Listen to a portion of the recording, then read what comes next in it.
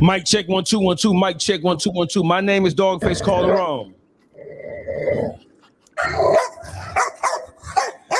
Welcome to Dawgface TV presents. This is a special episode. In so much as the people who I have on the panel, all opinionated, all well informed, all very articulate young men. Some of us younger than others. I don't got no grade that Rich Trapper got. I'm just saying. Hey, I'm only 36. I'm arguably the youngest nigga up here. Yeah, Rich Trapper been out there in LA. Man, they worked his nerves out there. Hey, listen, my name is Dawgface Calderon. We might as well start right there. We might as well start in the lower right-hand quadrant. It's more than a quadrant, it's a sectant. Because there's 6 motherfuckers on here. Rich Trapper in the building. What's the word with you, Rich? Hey, man, I ain't never mad at being number 6, man. We here to get the truth outside. That's all we got to do is make sure the truth go from in the house to outside the house. The world needs to know. Wait, hey, Rich, did you just bang on wax on me, bro? I just gave you a 6. I just threw you a lot. Man, you owe me, bro. You owe me. I just threw you a fucking live, bro. I just threw you the 6. Man, I'm going to send you an invoice for that shit. Hey, listen, do we want to make the white guy last or no? Do we? No, we don't want to. Hey, listen, Hollywood way, crime and entertainment. Hey, listen, one of the fastest growing podcasts or pods that has an emphasis on crime and entertainment and how they intersect or maybe not. What's the word with you, Wade?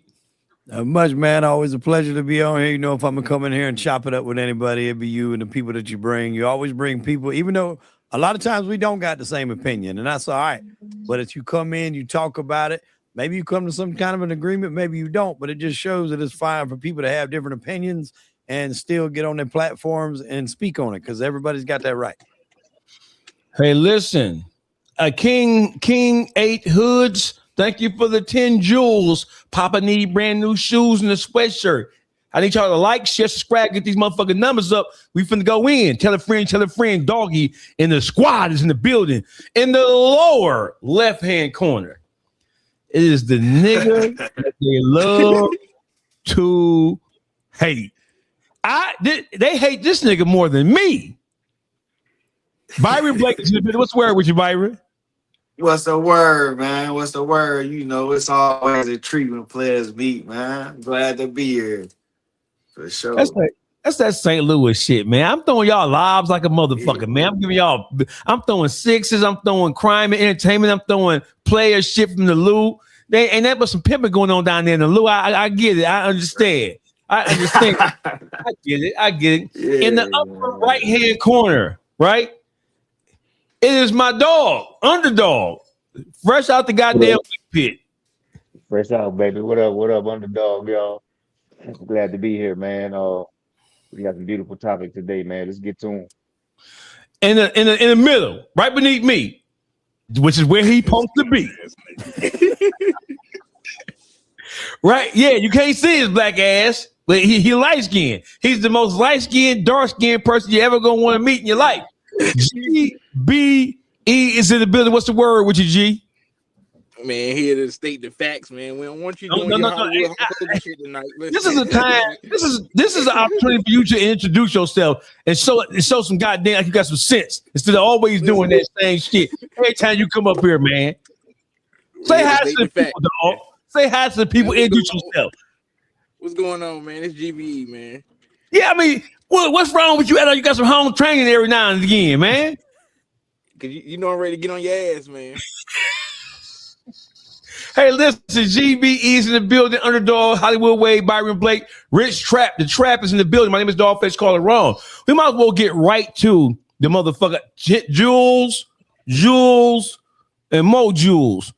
I appreciate the jewels, man, the gold coins and everything else the motherfucker throwing my way. Hey, listen, I need it all. Like, share, subscribe, tell a friend that we are in the building. Hey, listen, today's topic is Big Meech, right? We're gonna sprinkle a little Cuffy in this situation because we're gonna examine, right, the current feud between and the state of the current. It's been 5, 6, 7 years now where there's been a dispute between Dion Cuffy Gatlin and Demetrius Big Meech Flannery.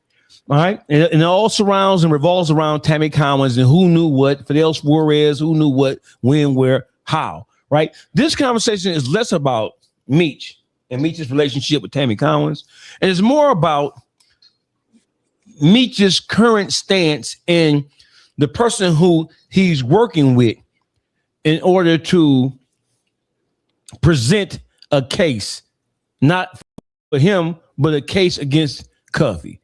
Where do we start, Rich Trapper? I'll let you take over.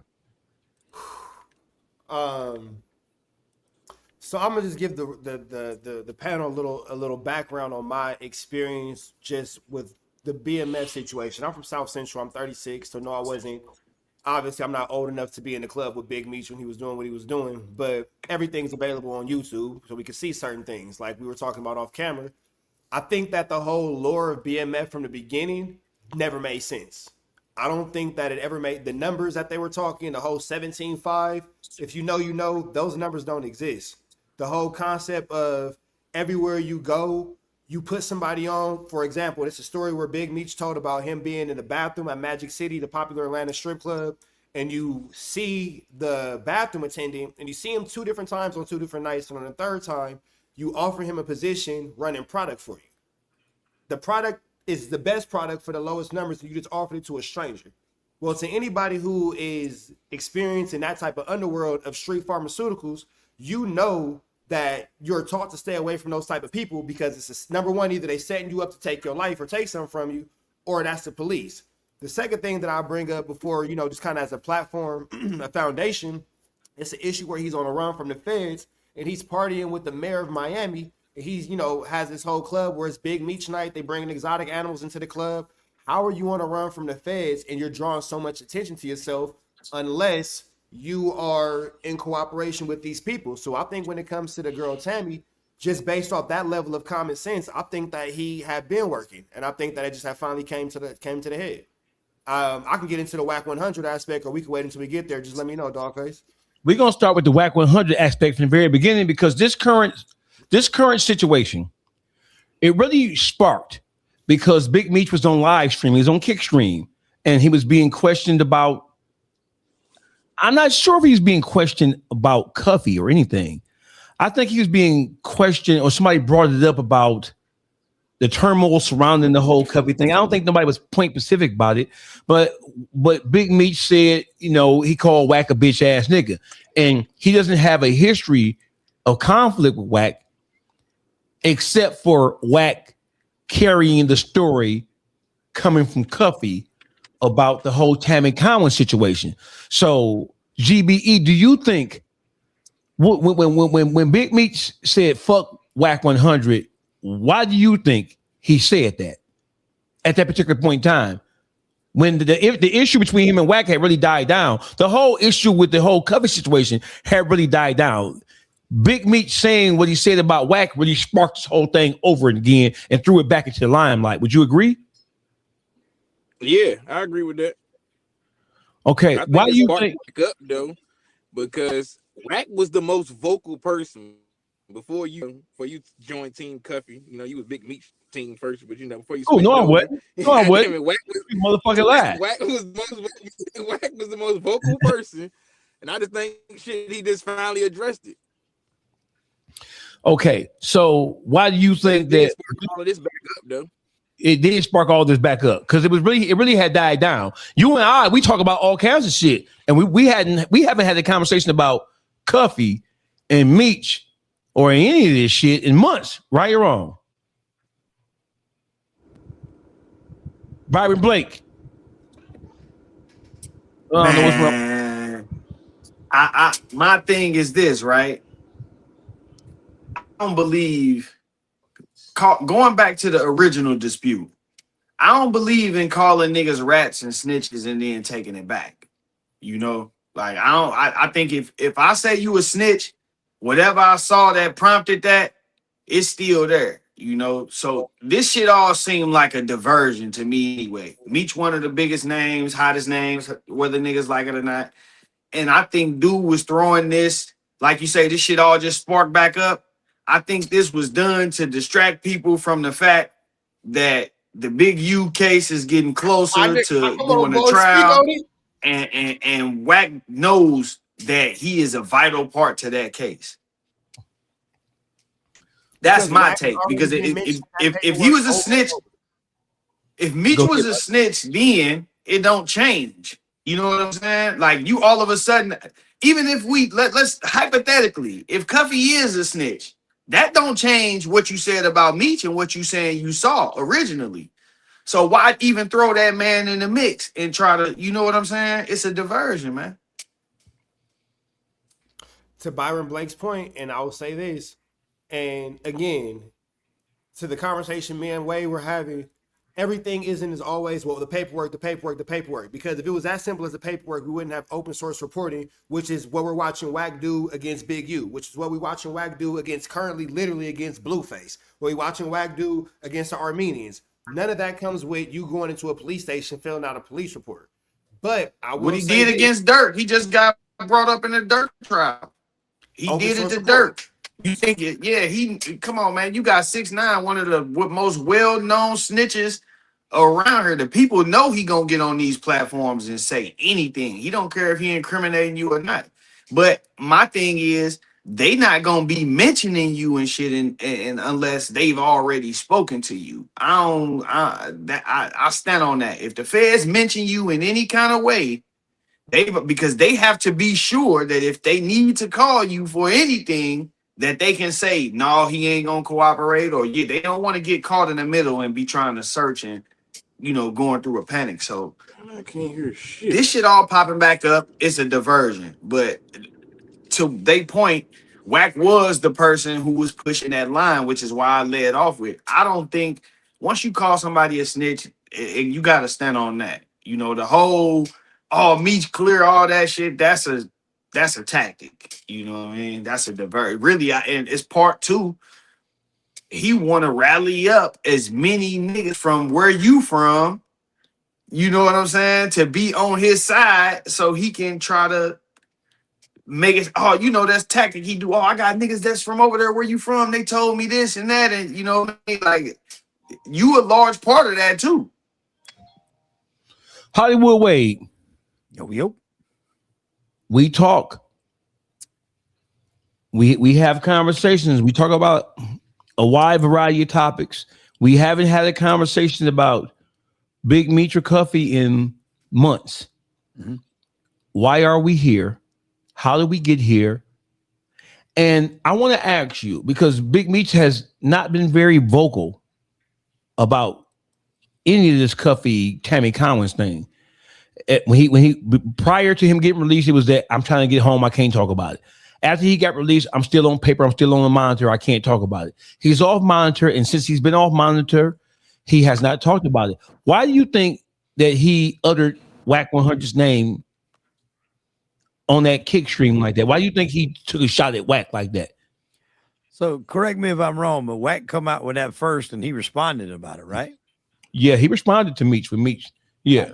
So you're absolutely right with the fact that when Meech first got out, a lot of people just assumed because he was not incarcerated in jail, he was free and clear. He was not. So he couldn't speak on none of that other shit involving Cuffy or Tam or nothing, anything that could get him violated and sent back. So that's why you weren't going to hear anything from him until I think it was like March of this year. Now, since then, look, and you see the things that he posts on his Instagram, earn money to do games. He's getting PR, like he's finding ways to make money, legitimate money. I think he knows that when he sits down with somebody that's going to ask him these tough questions, he's going to try to cash in. He's going to try to get a bag. So he's not going to answer and go deep into it with anybody, I don't think, for the hell of it. Whatever decision he makes is going to be money driven. Whoever's going to pay that money, that remains to be seen. But the reason why I think Wack just threw some shit at the wall, because you're right, this was hot a year ago. You know, I done 2 videos on it. I got on your radar because of the video I did with Pete. And in my opinion, I think Pete probably broke it down better than anybody I've ever heard break it down. Whether you agree with everything he said or not, that's up for interpretation. But I think as far as the breakdown, everything went good, because I don't I've never considered that Meech was an informant and got a time cut from this whole situation. I never have. I think Wack threw something against the wall. I think it stuck. And I think Meech seen an opportunity to do something, whatever it may be. I don't know what it is, but just to get his name involved with Wack, maybe lead something with Adam. It could be that's why he responded. Other than that, I don't think he's going to do any major interviews and answer the tough questions yet. He might do an interview and talk about the good old days, but he ain't going to talk about this shit yet. Underdog. Why are we here, Underdog?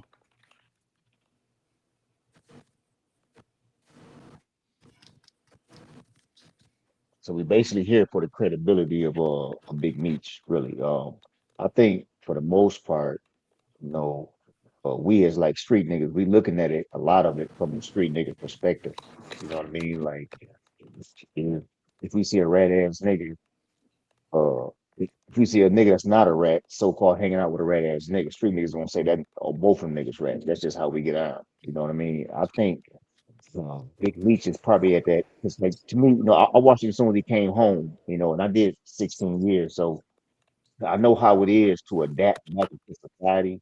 Uh, I get it. He couldn't talk. He really couldn't talk, but that was kind of like good for him that he couldn't talk because he was actually still adapting back into society, and not Working, bro. respect at it, but he was slow as a motherfucker, which we almost always are when we come home. You know what I mean? And right now what we see is him starting to evolve out of that, starting to adapt out of that. And like Wade said, he trying to get the bag now. And you know how whack bitch ass is. Whack, whack want that information. You know what I mean? So it's kind of like he trying to like throw him a bone, and they try to like I ain't talking to him, but he is talking to him. They going back and forth. To me, that's just them networking, trying to figure out how to make Big Meats talking worth it. You know what I mean? Like, but to me, I feel like when he first came home, he should have really just like shut the fuck up and sat down and really did more observing. You know what I mean? And showing less of himself because he left the streets. You know what I mean?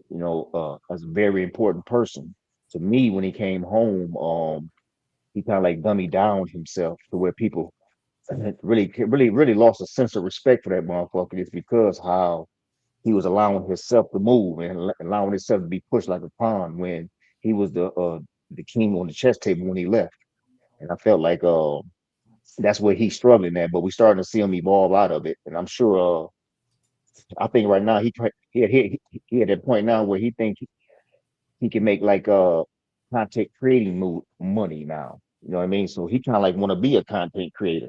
Even if that means not necessarily having his own podcast, but just making them up the bag for interviews from his ass to where when he give his ultimate interview, he rich like a motherfucker because when he came home, he was slow as a motherfucker and he couldn't eat off 50 Cent because he's basically too slow for 50 Cent. You know what I mean? His son already fucked it up with but he a naturally slow motherfucker because he didn't even have no kind of incarceration, no kind of pressure on his life. He he's just a soft ass little nigga, man. That just keep it real. We shouldn't even be expecting nothing too solid from him anyway. And you can tell that he really ain't even really been rubbing elbows with his dad. But I feel like Big Meech, he training himself from that whole BMF thing where like he really trained himself from like allowing himself to be surrounded by dick riders.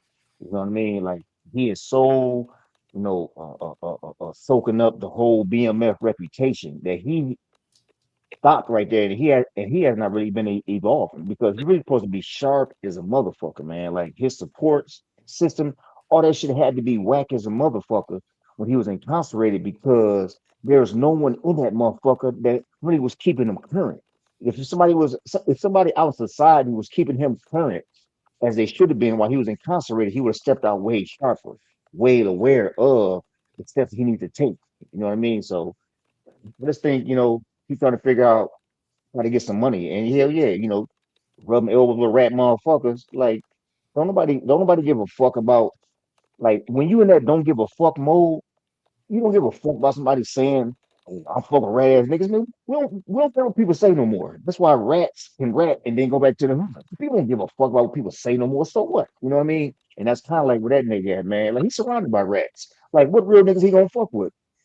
You know what I mean? So he just, he basically trying to find like how to get that bag. You know what I mean? But it's a way to go about it. And at the end of the day, I'm more so like this. If I gotta have a slow grow with real niggas, then that's just how my growth want to grow. I'm not going to cheat and rub elbows with niggas that I can't trust, aka red ass niggas or red ass bitches. All that shit got to be obliterated out of my motherfucking association. You know what I mean? All right. So listen. So where we stand now is that go ahead. Go ahead. This is the part, and again, call me stuck in the past as being 36. That's fine. I'm okay with that. I don't think that it's fair in this situation that we're not looking at it like a street situation, because we're not talking about the leader of the Girl Scout troop. We are talking about somebody who made his career outside of the law, whether it was selling. Let's call a spade a spade. When you playing street pharmaceuticals, bodies, extortion, all this is what comes with it. If somebody step in on your territory, if you're not willing to take them off the map, you're not good at your job. Straight up. So we not I don't. The issue for me is we're playing it like this nigga's a Bible school, like a Sunday school teacher. No, the street rules apply because this is a street situation. This is somebody who went to jail for trafficking narcotics over one of America's biggest drug gang or whatever drug rings in United States history, for sure, in nigga history, for sure. So when it comes to the concept of, number one, Wack calls you a snitch. Okay, so you have this. We can't play both sides of the fence. Either he's Big Meech, this drug lord, this street nigga we respect, or you sit down and you wipe the piss. Either it is what it is. If you sit down and you wipe the piss, it makes sense for you to be around niggas like Wack 100 because he sit down and he wiped the piss too. That makes sense. We know that Wack 100 is all through big use paperwork, so it's no question if Wack 100 works with the people.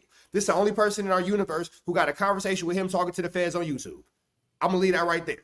So when it comes to the concept of Big Meech and you're dealing with Wack 100, it doesn't make sense to me that there are so many connections to informants and people outwardly snitching, but you're this big drug dealer or past drug dealer, or you stand on these street morals, or you want to stand in the street principality, and you're associated with these people.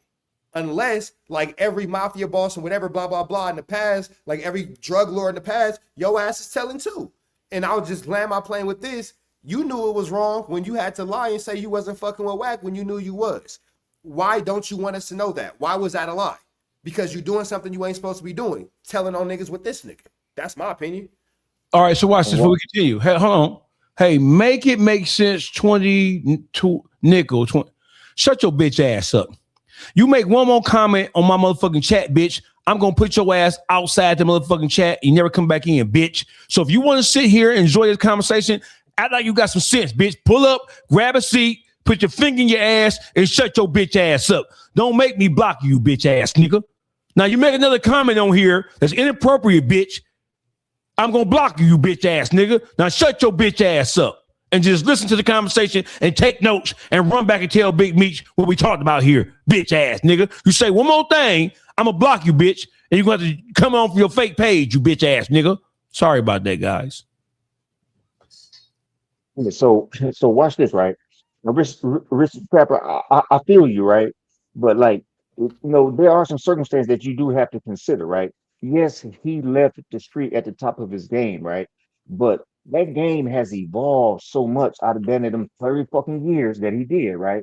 Now, don't get me wrong, I don't like how the fuck he came out either. Like, motherfucker, you had to know when you step back out that the game is so evolved, you gotta come out here and see where it has evolved in it. Can you fit in that motherfucker? So to me, think there was moments where he was like pushed back into trying to figure this shit out. It was time when he even tried to get into this shit, get back into it. But that status that you have against him, it don't fit him no more. Like you got him, like you're dealing with him from a high meat standard where he left the street at. He's actually a fell off of Big Meech. As far as I'm He's a concerned, fall off version of the shit. Man. Huh? As far as me being from LA, Big Meech means nothing. You a has-been old man that's now hanging out with a known snitch. And that's what he is. And that's what he is for the most part, right there. And he's trying to get out of that image by, trying to get into something or he's not trying to get out of shit. He's just simply trying to make a book. That's what I think, because he doesn't have a grandiose plan. He don't got no motherfucking Pentagon motherfucking sketch where he got a big ass billboard and he's saying I'm gonna go right, then turn left and turn right again. That ain't what the fuck he doing. I think he had one. He had one in the beginning, but when 50 brought out everything about Tammy, that shit diverted. Once he took that picture with Ross, and obviously everybody here knows Ross and 50 are mortal enemies, that blew the whole spot up. And after that, he didn't know what the fuck to do, where to go. And unfortunately, there's not a lot of people that's to the level, like him or not, like Wack does have a level of status in social media, as does Adam. Not saying that it's top of the game. Time out. I'm in LA. I'm in LA. Smoke and mirrors are always smoke and mirrors. Adam and Wack have no status in the city of Los Angeles. You will hear Adam 22 say no, not city. I ain't talking about status in the city. I'll even take it deeper than this. Social media. We remember the show Jerry Springer. Jerry Springer is one of the highest grossing TV shows ever. It was also trash TV. Yeah. Adam 22 and Wack 100, just because you have the viewership and people are watching for the plane crash, nothing about them niggas are valid. Nothing about them niggas. As far as in my personal opinion, everybody's entitled to their own. Even within the internet, people are not looking at them like, oh yeah, we need them for a valid source of truth and to validate things. It's just entertainment. No, That's yeah, 100%. I'm not saying you go there for truth. I think that's what he's saying, though. I think that's what he's saying. They traction. It's easy traction for Meech. You got to think about it. He's looking at Meech coming from a streamer perspective. You know what I'm saying? He launching a YouTube channel and all that shit. So it's propaganda, so to speak. Byron, and that's the part I'm talking about. That's the part I'm talking about. Like himself with people who are failed in the YouTube space. Adam 22 in debt. Wack 100 in debt. Last Lean just got hit with him last week for $500,000. Adam 22 got a J Reed issue going on where the No Jumper building is currently up for sale and in foreclosure. So I hear what Red Track. But you can't. Hold on. Go ahead. That's what I'm saying, though. That's what I'm saying. Like for him to step off. For him to step out and make them fumble the ball that many times stepping out, he would have stepped out with a way more solid program for himself. I don't give a fuck what he was, if his support system was keeping him aware. You know what I mean? Like they have not been feeding him, bro. Like. Hey, listen, you give him an excuse. Fuck is you talking about? You motherfucking excuse. You saying, hey, listen, how much fucking support do me and you have, nigga? No, listen. What he was doing in there was lifting fucking weights, nigga. He wasn't reading a goddamn book. He wasn't studying the motherfucking text. He wasn't doing anything to avail himself of anything. He nigga wasn't reading no tax books like we was reading and credit repair and none of that kind of shit. A motherfucker ain't put you in there. It ain't a motherfucking job to pro your ass up psychologically while you in that motherfucker. It's on him to evolve himself. When you read a book, it's because you knew and you understood that when I get through doing this motherfucking in 20 years, I'm going to need to have some degree of understanding about what's going on in the world. We used to read National Geographic, Popular Science, Popular Mechanic, Ebony Man, blah, blah, blah. We used to read all that and we digest it as much as we could so that because I don't give a fuck how much somebody writes you. I don't give a fuck how many phone calls you have. You can never replace actually being there and experiencing things for yourselves. We were at the top of the food chain when it comes to digesting and being abreast of what was going on. But when we got home, we was like this. Yeah, but what I'm saying is like if he had a support system in the world and if he was applying himself in the MDOC, they would have been able to confirm some things. He thought he was surrounded by dick suckers. I know it, bro. He was surrounded by dick suckers. No. Hold on, listen. When you say his support system, bro, you got one nigga in your ID. I know niggas who didn't have no support in the street, and they still did what they had to do. When you say his support system, he didn't have this and he didn't have that. What does that have to do with you evolving on your own? What does that have to do with you being self-motivated? He thought he was coming out to a damn hit show on Stars that was going to have him set up and then possibly lead into a movie. And then when he posted that picture with Ross and 50 turned that shit left, ain't nobody knew what the fuck to do because the golden goose was gone. Go ahead, Trapper. So before you go, Trapper, listen. When it comes to Big Meech, the evolution of him as a man, as a thinker, right? We're looking at him as he was a street genius. He was able to take what he know of what he knew, and he was able to create an empire around that. Period. It was a Fortune 500 company. We ain't gonna get into the illegal, whatever, because the motherfuckers who run Fortune 500 companies, they the biggest criminals in the world. We ain't gotta get into all that. The whole thing is, when it comes to him evolving, I don't think he was ever on the path of evolving to anything. I think he was just doing his bit. I think he was looking for a way out. I think he was just trying to be comfortable. And I think that his main focus was, he had a couple of focuses, but one of them was to sell his life rights and to create a movie or book, a series or something from that to generate some proceeds from that. That was his focus. And he was able to accomplish that, right? So when the whole Tammy Collins thing, the whole Cuppy thing came into focus, that threw his welcome home party totally off track. Because now he's being asked these questions about what happened between him and Cuffy and what the fuck is going on. Listen, put Cuffy over here. Once we understand who Tammy Collins was, and once we understand that Big Meech, he signed over the rights to BMF, the story, to Tammy Collins. And then he also signed over a power of attorney to Tammy Collins prior to her knocking down Terry White. Prior to her becoming an informant, she was Meech's liaison, right? We know that. She told on Terry White as Meech's liaison, as Meech's ambassador. So my whole thing is, I don't think that he had a grand plan outside of busting a move here and there. And then I think his grand finale was the movie, the series. Anything beyond that, it threw him off. And the reason why he came home so unsettled, in my opinion, is because his plan. Because when we in prison, bro, we ain't got no plan C and D. Oh, When you in prison, bro, you got one plan A. We spend zero time trying to formulate a plan B. When you do a bit and you come home, if your plan A don't work, nigga, it's up. It's up. So the whole thing is, when your plan A doesn't work, we don't have no plan B. You talking to a motherfucker who did 17 calendars. And I was surrounded by niggas who did 18, 19, 20 years. Ain't no plan B.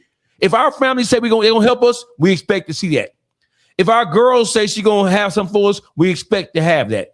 Right? If our brothers and sisters say they're gonna have this, that, and the third, we expect that. If either one of those things don't happen, it throws off the equilibrium of what our plan is, and it forces us to scramble to find something else to make up for that, man.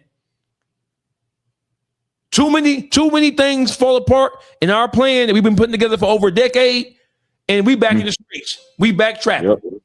We back robbing. We back doing all the shit that led us to the prison to begin with, thinking we're smarter than we were before. So my thing about this whole Big Meech, let's put the whole Cuffy thing to the side, and let's focus on what happened. So Big Meech came to the forefront on Kickstream, and he called Wack a bitch ass nigga directly. He didn't say anybody else's name. People were saying, well, Dawgface, he was talking about you too. I'm sure that if he had something to say to me, I'm sure he would have said it. Big Meech ain't scared of me, and he's not afraid to say something about me if that's what he really wanted to do. I think he took a shot at who he thought was the biggest voice. Because whether you agree with it or not, so it's a bunch of tomfoolery going over there on No Jumper, right? But that tomfoolery is still powerful because most of the people who enjoy this shit, most of the people who partake in this shit, bro, they're not rocket scientists. They're just consumers of, like the Rich Trapper said, this is a Jerry Springer show on wax. This is Ricky Lake. This is the Steve Wilkos show. That's what the fuck this shit is. So most people ain't trying to decide what's facts, what's not facts. Wack 100 knows that he can use Clubhouse, Instagram, his exposure campaign. He run it up the chain of command with No Jumper, Adam 22. And then if he's garnered enough attention for whatever play or campaign trying to push, he can then spread it out to the Seti Nashes, the 600s, the Trap Lord Rosses. He can tap in with the 1090 Jakes. He can tap in with that, and then he eventually makes it up to academics. That's his campaign. By the time it gets to academics, people believe that what's being said is accurate because people now they know that academics has allowed Wack to weaponize his program, just like Adam 22 has allowed Wack to weaponize No Jumper for its own benefit. 95% of the shit Wack talk about on No Jumper, it don't have nothing to do with LA. It don't have nothing to do with music. Don't forget, Wack ain't no drug dealer. Wack ain't Freeway Ricky Ross. Wack 100 came. Wack's not even a Paru. Listen, Wack's not even a Paru. That's coming straight from somebody in Los Angeles, California, right now. Not the outskirts, not the county. Wack ain't no Paru. You can't even go over there. Shut your ass up. well, we know he didn't go to Gaines party in March. He wasn't there. The Parus had a Paru. There are Parus because they come from Paru Street. Nigga, you can't go to Paru Street. Okay, so here's what I'm saying though, right? And then we're gonna get into a sharper focus, right? Wack 100, he knows that he starts his plays on Clubhouse, and then he knows how to elevate, how to walk upstairs until he gets to the big room. Adam 22 and No Jumper, and then the grand stage for him is academics. If it's relevant, he can go on Vlad, but Vlad not gonna let him just run amok on his show. You know what I'm saying? Vlad ain't gonna just let him just drop all them conspiracy theories and all that bullshit without presenting some type of factual basis for it. So it really stops at academics, right? Mhm. So my whole thing is this. Big Meech, I am tired of you. Let me tell you why. Let me count the ways, right? Right? This whole conversation right now is about you fumbling and stumbling time after time since you've been home. We're not even going to look at what happened before you came home. We're going to give you a pass on all that shit because you was incarcerated. But since you've been home, Big Meech, you have done some of the stupidest shit in the world. And everybody is blaming it on you not having solid people around you who's guiding you. But where's your own culpability in this? Where's your own? How could you not know? Who does not? You watch your brother take a picture with Lil Supreme, right? And you watch how 50 Cent responded to Terry taking a picture with Supreme. You know, and if you didn't know, you should have known that everybody that 50 Cent has acknowledged as an enemy to him, if you fuck with him, he's gonna have a problem with you. He ain't gonna just cut you off. He's gonna try to destroy you. Everybody know that. So when you went down there and you start running up under Big Meat, under Rick Ross, that was a colossal error in judgment. Colossal. I remember when Terry took that picture with Lil Supreme, I remember everybody was saying, man, what the fuck Big Meat's think about how stupid this nigga Terry is for taking a picture with somebody that he knows is the son of the person who he hates most. He hates Supreme more than he hate, what's the nigga name? The nigga who locked up. Ja Rule. Huh? Come on, Ja Rule. No. He way over top of them. What's the motherfucker? Jimmy Henchman. Jimmy Henchman. Right. The only person that he hates more than Jimmy Henchman is anything connected to the Supreme team. So when Terry took that picture with Lil Supreme, everybody was saying, well, how the fuck would you? Why would you take a picture with this motherfucker's son? And you know that your family is tied into your nephew has been turned into a star by 50 Cent. Why would you ever? And people, Hollywood Way, we talked about this. Why wouldn't Big Terry's Lil T tell you? Because he been out here. So certainly he knows, hell on, Dad, don't take the picture with this nigga because your brother and your nephew is checking the bag with 50 Cent. And that shit not gonna go over well. Well, I'm gonna take a page out of what Dog is saying, though. I wanted to ask a quick question real quick to Hollywood Wade. Yeah. How can Adam 22, fuck Adam, how can Wack help Big Meech? I think he can probably put him on the track to get on some of these big shows like what Dog has been talking about. But see, the problem is, I think what it is, Big Meech probably got so many people in his ear telling him, hey, this is what you got to do. This is what we're going to do. This can get you this. This can get you this. And then it's just like when you start out doing content, people get in your inbox, whether it's robots, whether it's motherfuckers from India or whatever, and they say, hey, you do this and I'll get you so many subscribers and I'll get you so many listens. He's got that in real life. Everybody coming at him because he's got a story. Like him, hate him, whatever. He's got a story, like you said, one of the most prolific black drug dealers, his organization ever. Like that's something that will be ingrained in time that nobody will ever take from him. He's got so many people coming to him telling him this is what you need to do. I think when he looks around, Wack might be probably the easiest for him to deal with, and what he feels he could probably get the most benefit from. Now, whether that's true, I'm not saying that's true. I'm just saying that might be what he's feeling.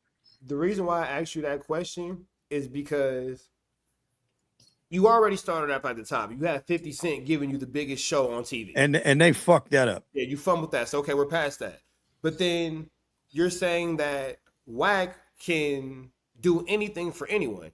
If you look at Wack's history and track record, now we're just only talking business. Well, you have Blueface, who's in $20 million in debt, and he can't fill up a club that holds more than 200 people. You have the Game who won't associate with them. You have Ray J who won't associate with them. And then you have every business that he has is actually either bankrupt, in foreclosure, or is now actually owned by his real wife, Kim, not the fake wife that he's running around with.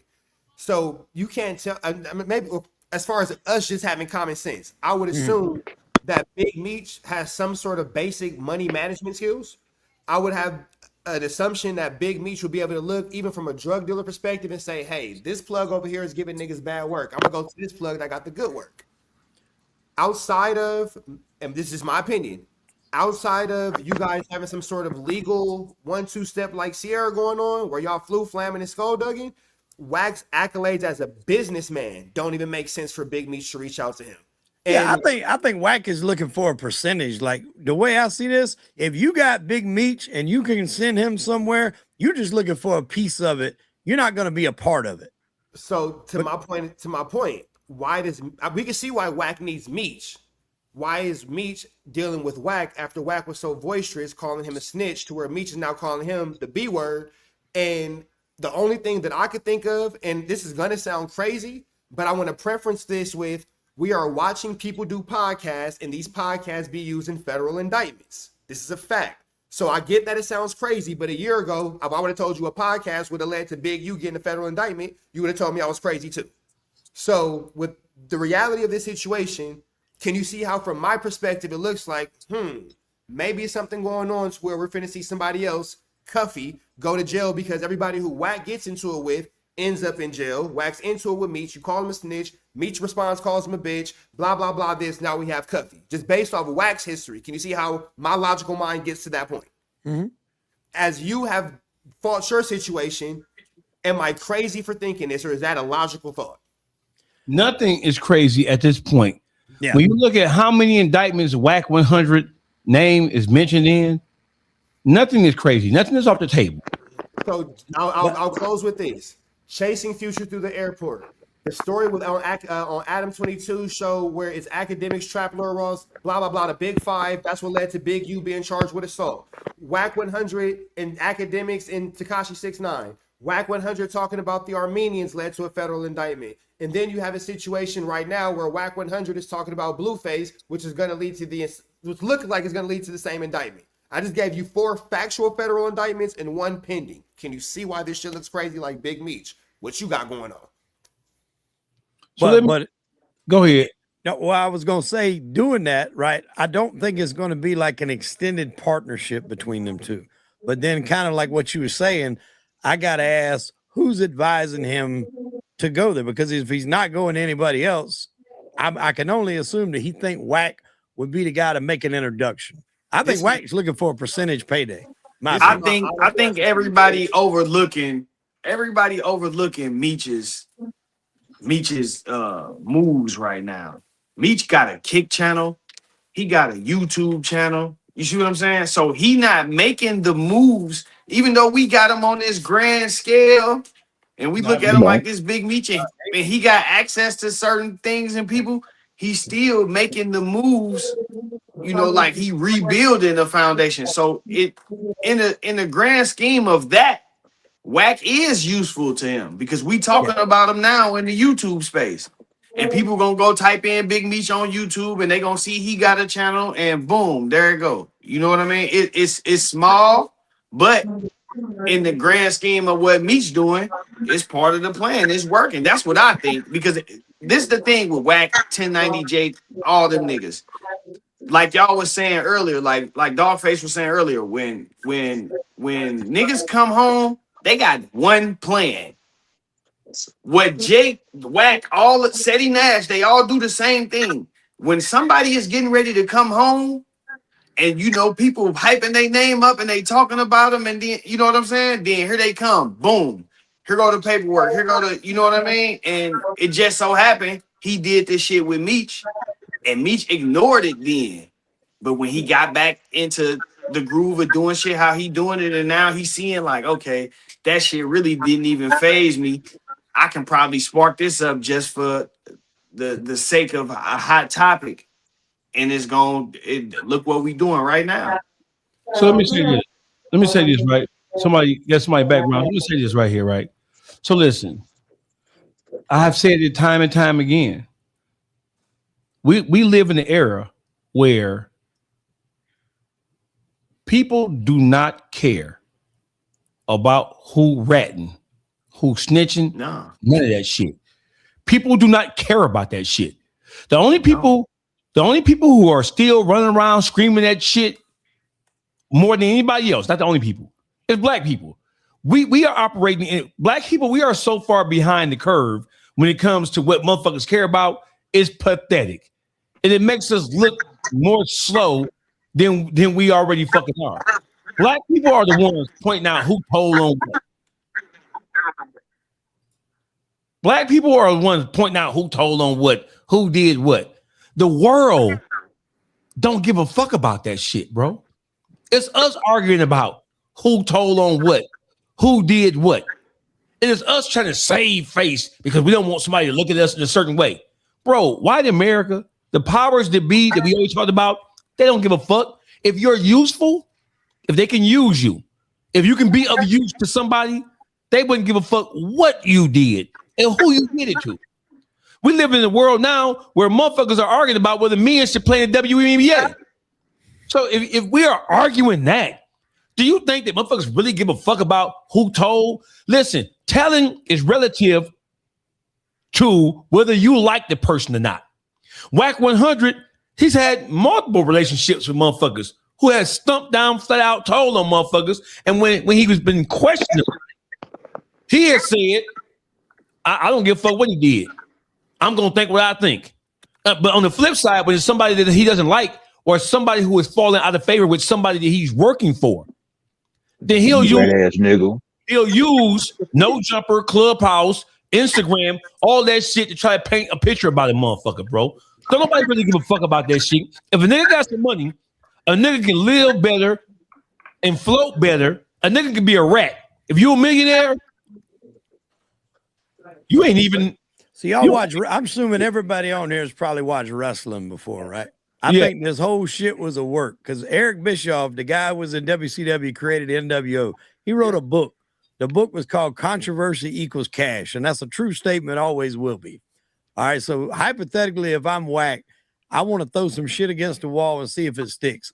I'm trying to bring Meech out to contact me in some kind of way. So I bring back up this Cuffy shit that at this point's a year old, knowing that if I can get Meech talking to me in some facet, then he immediately flips because why? Meech is a better meal ticket than Cuffy because Cuffy's ass is still in fucking prison. So now it's, Cuffy, you got to be quiet because your paperwork looking a little suspect. But before that, if Meech hadn't have said nothing to him, he'd still be riding everything Cuffy says to this day, like Deontay Wilder says. Go ahead, Rich Haberton, GBE. My only point, I will take it back to, we thought Loose Cannon was WWE until Big U House got ready. We thought that the situation with Break Baby was WWE and not a homie sitting in the feds. We thought the situation with Wack talking about the situation in the parking lot with Byron Blake, you know, and 3 o'clock and 2 o'clock, I'm getting off in threes. We thought that was WWE, not a homie looking at life for it. I hear what everybody's saying, but I also believe that that's what they're actually hiding behind. because it looks so outrageous until you got to go put money on your homies' books. It looks outrageous until you got to go see your homies in court and you got to look at their babies who may never see their daddy again. It looks outrageous until you got to consider the fact that Brick Baby finna miss his daughter graduation and niggas got to put in for that. I hear what everybody's saying, but I'm also watching everybody around me go to jail because of this nigga. And it's not because I'm a conspiracy theorist. It's because the United States of America said Cash McElroy Jones, aka Wack 100, did this. I didn't say that shit. The United States of America said that shit. So even when it takes it back to him working with Meech, to the original point of the conversation, I know how much money we all got the same YouTube. We all got the same YouTube studio. These niggas aren't doing crazy fucking numbers. At the numbers they're doing, let's be super realistic. At the numbers they're doing, they're looking between $5,000 and maybe $10,000 a month at the best, and $10,000 is a fucking stretch. Realistically, $2,500 to $5,000. They doing just enough to pay the rent, keep some gas in the car, send the kids to football. That's what I was saying though. He's starting at the base. You know what I'm saying? So that tells you, what his standing. You know what I mean? I would say this, and I'll yield my time after this. To go with Wack for this, nigga, I hear everybody saying, well, what about? There's so many other options in this content creating space to where Big Meech can even have one step up above Wack. You're not that low to where you need Wack 100. There's so many people that you could just be one step above to where it will make more sense. In my mind, based off the pattern that I'm seeing of factual information, Meech has a habit of hanging around people who tell and cooperate with the police. You have this habit of hanging around these types of people. And even when it comes to the situation with Tammy, I get it. Big Meech's paperwork will never say he snitched. But if you look at the redacted paperwork and all the things that are blacked out, you'll see that there are conversations between him and whoever the powers may be are to use her as this third party. And sorry for looking down, but I'm looking at the situation. GBE, I'm gonna let you pop your shit. But one thing we can say is that's non-negotiable, whether we're arguing back and forth or not. And again, I say this, the non-negotiable is you hanging around a lot of motherfuckers that's comfortable talking to and dealing with the police. And now you're hanging around a motherfucker who we know to have dealt with and hang with the police, even carrying a badge. There's no real reason in business why Wack 100 is Big Meech's sole savior. GBE? First of all, Meech is not doing no business with Wack. So why you hanging out with that nigga? He ain't. When you seen him hanging out with Wack, you seen him on a phone call that someone else called Meech on. Hold on. And handed Wack the phone. Hold on, Dawgface. Would you be on a phone call with Wack, GBE? Hell no. Why not, GBE? What happens to everybody who goes on the phone with Wack, GBE? Right. I don't think Wack is right. So why does Meech think he right? Who said that Meech thought he was right? They was having a conversation about something. They ain't discussing anything illegal. Are you aware that niggas who have conversations with Wack end up on wiretaps and going to jail? Yeah. Are you aware of that fact? Yes. Are you aware that Wack 100 right now is hotter than a big lighter against a metal spoon in a crack spot? Yes. So why is Big Meech on the phone with this nigga? Talking about illegal niggas paperwork. Situation. You act like Meech sitting on the phone with Wack saying, "Hey, I'm about to send you 1,000 birds." Hold on, bro. I'm gonna let you get it. But watch this. Hold on. Get you, GBE. I got this nigga. Because you started this narrative, dog. With this that Wack is working, that Meech is working with Wack. I started the narrative because it's true. Hold on, wait a minute. First of all, I'm offended and I'm appalled. But I'm also a bit excited that you put the blame on me for anything, right? You know you are the bandit behind this. No. You see, I just want a moment of silence for the bullshit. I'm gonna let GBE keep on going because he deserves the right to speak, right? Because I'll let y'all do y'all opening statement. No, go, GBE. Wack 100 said that he was on the phone talking to Big Meech almost a month ago. Yes, correct. I called you. I have your real phone number. Yes. And you said to me, man, what you said was this, quote, unquote, I text you, nigga. I have your texts. I pulled them up. Cause you said, man, nigga, bitch ass, you believe that shit? I got some land to sell you. I absolutely You did said say he lying. He ain't talking no motherfucking Meech. Why? You said why would Meech ever talk to who the fuck is Wack 100 for Meech to be talking to or to talk to about anything, I including stand on that. Oh, so GBE is see it to believe it type of nigga. I stand on that. Okay. So he done already been wrong once because he a Big Meech supporter. Okay, got it. Listen. So what? It ain't So about watch being a this. Big Meech supporter. It's No. about sticking to the facts. Even what Okay. you said, Rich Trapper, you lied on the man's name soon as you got up here talking about some he was on the run with the mayor. He was not on the run when they did that Smack DVD. You talking about some Hold on, time out. So now you misread for me because I wasn't even talking about the Smack DVD. But if you want to talk, but since we in the Smack, hold on, time out. Hold on, but since we talking about the Smack DVD, because I wasn't even talking about that interview, but I'm glad you brought it up. What drug dealer you know going to fucking Smack DVD talking about all the shit he doing and actively drug dealing at that level? That man was promoting what? A label. Did he say, hey, My come nigga, back? what drug dealer do you know is what drug dealer do you know is actually promoting any type of business on a Smack DVD while actively selling drugs? Listen, that man, it was all smoke and mirrors. He wasn't. You're not answering the question though. I am answering the question. If I'm What promoting drug a label, dealer? he wasn't promoting 1-800 buy dope. He was Have you, saying black. my nigga, it was a big sign in Atlanta that says BMF, the world is yours. That's promoting drug dealing. No, it's not, bro. He was trying to go legit at that point. He was trying to steer everything to the label. My nigga, in those moments, he was actively selling drugs. It's in the indictment, bro. You arguing with you gonna argue with the indictment? Don't argue with me. That's what the indictment say. Man, I don't think he's disagreeing that he was still doing it while it was going on. But Meech, and if you listen to those interviews, the whole thing, Meech was trying to drive everything to the legit stuff, like the record deal. My question is, what active drug dealer on that level, for whatever the reason is, what drug dealer on that level does something so stupid? He told you I was trying to go legit. He said it out his own mouth. So that's I think the context of working with that's comfortable because he got protection. One time. Go ahead, Byron. I'm scared of them type of drug dealers. Them type of niggas that I think the context of working with Wack is, I think the term working with Wack is being taken out of context too. You know what I mean? Because I don't think he just, I don't think him and Wack is behind the scenes like, man, we gonna do this, we gonna do that. You know what I mean? No, nobody. Let's really back in. Nobody's offering that Meech and Wack 100 are engaged in any nefarious behavior, any criminal behavior. Wack 100, he does what he's always done. He seizes opportunities whenever opportunities present themselves, no matter what you or anybody.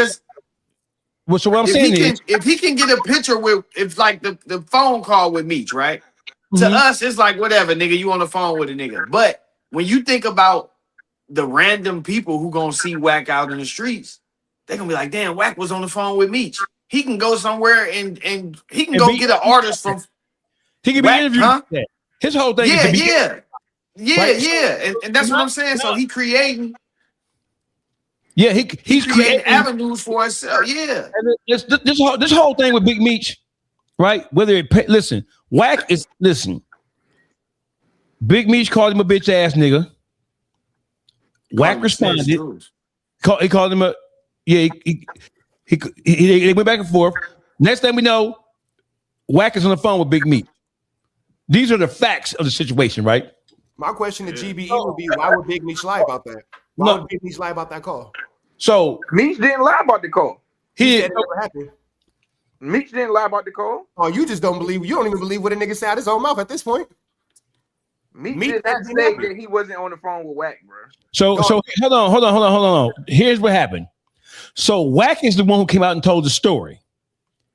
And I was talking to GBE, and GBE said, I don't believe anything Wack says. Like I said, you believe that shit, Dawgface? I know motherfucking well. You ain't calling to me and tell me some shit about what Wack lying, bitch ass, and said. Wack is a motherfucking lie. I say, GBE, I said, why doesn't Big Meech understands how much of a despicable character Wack 100 is? And so Wack is using his name as a sounding board. Why wouldn't Big Meech come out and say, hey, that nigga lying? I ain't talking to that nigga. And I said, Wack 100 is stupid, but he ain't that stupid. In light of the fact that he been caught up in so many lies in the last year, He wouldn't do that. The Zale Sama shit, the T Grizzly shit. He been called with all these lies. He wouldn't do that with such brazen, unapologetic vigor if there wasn't some there. So GB said, but I don't believe anything. 2 days later, I sent this nigga, and don't forget, Wack said when he told the story of talking to Big Meech, Wack said that Big Meech just told him, don't record no conversations, don't take no pictures, and I talk to you about whatever. Right? Wack violated Big Meech by swiping down and screen recording. Because if he would have took a picture, then Big Meech and the other person who facilitated the call would have known that Wack immediately violated what they told him not to do. So what Wack did was he swiped down and he pressed screen record and he screen recorded the conversation. So once it all started to come out, Big Meech had to continue the phone conversation because he knew that Wack would flip back on his ass and go at his ass again. So now Big Meech is beholden because who knows what the fuck Big Meech and Wack been talking about. Hell no, dog. But GB, real shit. How you gonna say hell no? But then this is what you just said. No, Meech never said it didn't happen. But then Dawgface just gave you all the information you needed. And it just sounds like you denying everything, my nigga, but all the proof is right there. So I'm just trying to figure out your logic. No, I'm talking about as far as what Dawgface saying, where he's saying that Wack got something over Meech. My question to you is, why did Meech lie about talking to Wack? He did not lie. Where are you getting that Meech? He acknowledged it. So hold on. Listen. When it came out, when Wack said, I've been talking to Meech, I've been had several phone conversations with Meech. I called GBE. I said, you see this shit right here? GBE is in contact with a bunch of motherfuckers in BMF who are in good standings, from Wu to a bunch of other motherfuckers, right? So I called GBE. I said, what the fuck is this, GBE? He said, Dawgface, I know you're not calling me about no lying bitch ass Wack 100. Wack ain't talked to no Meech. Why in the fuck would Meech ever talk to somebody like that? I don't believe that shit, and you don't believe it, right? I said, okay, I'm gonna give you that. But I also said, well, why isn't Meech coming out? He's hearing what Wack is saying. He's hearing Wack spinning these tales about the conversations. Why wouldn't Meech come out and say, wait a minute, hold on, bro. I ain't talked to that nigga. That nigga capped out, nigga. He a lie. I just called him a bitch. The fuck I like having a conversation with him about anything other than you a bitch ass nigga who been misusing my name. Now I'll fuck you up, nigga, if I catch you. Right? Then we left it there. 2 days later, I sent GBE a screenshot of a screen recording where you have Wack, Meech, and the guy who facilitated the FaceTime phone call on the call. So this nigga GBE said, hold on, I'm gonna call you right back. True story.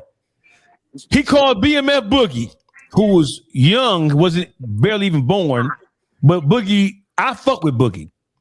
So I ain't even gonna take no shot at Boogie because Boogie, I know that Boogie had been in some real shit and Boogie just stood tall. So I'm gonna get, when it comes to the younger version of niggas who claim BMF, I'm gonna give Boogie his props because Boogie a real nigga.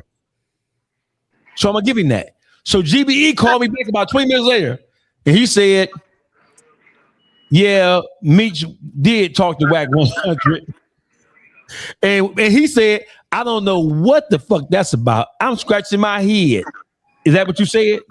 No, I said, I don't know what the hell going on. He told me the context of the call. Wack reached out through Steve, and Wack apologized, told Meech that basically copping the police saying, yo, I apologize for spraying your name, and that Cuffy is the rat, but which I already told you. I don't believe Cuffy is a rat. He's just a liar and a fucking hater, but that's what the context of the call was about. And okay, that's what Meech went going on saying that he was, I mean, not Meech, Wack kept telling Meech he was going to goddamn and put Cuffy on blast. So listen. That's all it takes to get back on good graces. Listen. Who said that he was in his good graces? He just had a conversation. Hold on. I got you on this one. Wack, hey, listen, Wack 100 and Big Meech have had conversations about movie deals and podcast deals and streaming deals. They have had those conversations. And Wack has told him that he's in the rooms with the upper echelon of the streaming and podcasting game, and he believes that he can shop for some type of deal for Meech to help Meech. That is a fact that has happened. The whole thing is, so now we have Big Meech has forgiven Wack for calling him a rat for 4-5 years, and Big Meech is allowing Wack to help find some type of money and some type of deal. Yes, it is. That's a fact, nigga. That's a fact. Go ahead. I got a question for GBE real quick. I'm sorry, Underdog. Real quick, GBE. So you said that, and your initial response was, no, Meech ain't talking to a bitch ass nigga like Wack, right? And Wack still is a bitch ass nigga. We get that, but that was your initial reaction, right? Yeah. So is it cool for me? Okay, I'm not even gonna go there yet. If that's your initial reaction, if that would have been true in that moment, or you would have known that to be true in that moment, would you have been disappointed in Big Meech for fucking with Wack? He's not fucking with Wack though. They had a conversation. Y'all are putting it as if Meech is out there. I agree, because I had a conversation with the nigga. You know what I'm saying? I had a conversation with the nigga. However you want to call it, a conversation. Rich Trapper, you done had plenty of conversations with the nigga. Yeah, and I be cussing that nigga out. Like I be talking to that nigga crazy. Yeah, I talk to that nigga crazy for sure. But my question to you is, you said that you didn't believe that Big Meech was talking to a bitch ass nigga like Wack, right? Yes, I said that. Okay, so my question to you is, before I get to my next question, if in that you said that because you would have been disappointed if he was talking to him because you hold this man in a high regard. Is that a fair assumption? No, I just know Wack is a fucking liar, so I don't believe shit Wack be saying. That's what the whole context of the thing was. So hey, my nigga, all I'm gonna say is this: you backed into the wall. You ain't backing into no wall. You saying that I hold in high regard. That don't have nothing to do with me. The question I'm asking you is of him being on the phone with Wack. Hold on. I cannot be disappointed in the man for being on the phone. The question I'm asking is, hold on. Excuse me, 1 second. Hey, GBE, I'm the one who had the conversation with you. Yes. I am the one who had the conversation with you. I called you and I said, did you see what Wack just said, nigga? And your response to me was, I don't believe shit that bitch ass nigga say. Okay, so my question to you is, hold on, Rich. And I said, well, here we go again. I said, here we go again with, oh, Meech ain't said this and Meech ain't said that, and Meech don't have to respond. Hey, listen, you just called him a bitch ass nigga and a rat and a hoe ass nigga. So now this nigga is saying that 2 days later, he's saying that he's had multiple conversations with you. And he's saying that Wack apologizing. Hold on. Wack called to apologize. We don't know that Wack apologized. No, GBE know what Big Meech ate for breakfast this morning. He know everything about that nigga. Hold on. He know what this nigga had for lunch. He know what Big Meech eat make that nigga shit. Hey, hold on. Because you want to sit up here and go No. You ain't answering the question. You can't answer the question. You got your facts right, bro. My nigga, you can't even answer a question. You don't even have no facts. You have no facts. All you got is this nigga. You can't even have your facts right. You can't on your the 17.5 number one. Hold on. You went up here and said the man was on the run. All I asked, hey, hold on, baby Wack. We don't need you to deflect. We need you to stay on topic, baby Wack. We don't need you to deflect. Hold on. We need you to deflect, baby Wack. We need you to stay on topic. Hold on. Let's break it down for a second. Listen. This dude can't comprehend, bro. Hold on, GB. I called you once Wack 100 revealed to the world that he had been talking to Big Meech. Yeah. He said he had several conversations with Big Meech at the time when he revealed that he had talked to him. He didn't just say he talked to him once. He said, I've been talking to Big Meech. I talked to him several times. That's what he said. Right? No, that ain't what he said. He said he had a conversation. And then after the second video came out, he said that they had another conversation. Hold on, bro. On Clubhouse, Wack 100 announced to the world that he had a conversation with Big Meech. And hold on. What we getting at? I'm trying to figure out what we're going at with. I'm going to get to my point if you allow me. On Clubhouse, he said he had conversations with the S, plural, with Big Meech. Okay, so say they had 10 conversations. What we getting Hold on. Listen. Wack 100 said that he had been talking to Big Meech. When I brought it to you, brother, you said, I don't believe it. And you said, I'm disappointed in you, Dawgface, if you believe anything that lying bitch ass nigga say. I don't believe it. We went live. It's on your live. Yes, of course, right? So listen, but then 2 days later, we find out that what Wack said was true. Yep. So where does that leave you in your belief that he hadn't talked to him based on it was confirmed. I even told once you even sent me the picture, we agreed that he was on the phone. I'm not denying that he wasn't on the phone. No. Here's the point. I want to make sure we stay on point, bro. Respectfully.